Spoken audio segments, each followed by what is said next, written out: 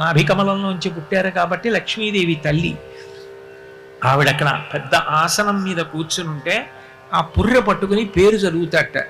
అమ్మ, ఈ పుర్రె గత జన్మలో ఫలానా వారిది, ఈ జన్మలో మళ్ళీ దీన్ని పంపిస్తున్నాను, పుడుతోంది, దీనికి ఎంత ఐశ్వర్యం ఇమ్మంటావు అని అడుగుతాట. గత జన్మలో ఏం చేశాడు అని అడుగుతుందట అమ్మవారు.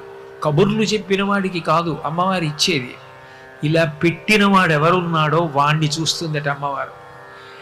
ఆవిడ పేరు చెప్పగానే ఆవిడ సర్వజ్ఞ, ఆవిడికి తెలియదు వాడా ఎంత చేశాడ్రా అని ఒక్కసారి కనుబొమ ఇలా పైకెత్తుతుందిట. నేను వాడికి ఇచ్చాను, వాడు సమాజానికి అంత పెట్టాడు, ఎంతమంది అన్నం తిన్నారో, ఎంతమంది చదువుకున్నారో, ఎంతమందిని వృద్ధిలోకి తీసుకొచ్చాడో, అంతమంది వృద్ధిలోకి వస్తే తాను ఆనందపడిపోయాడు రా, వాడికి మళ్ళీ రెట్టింపి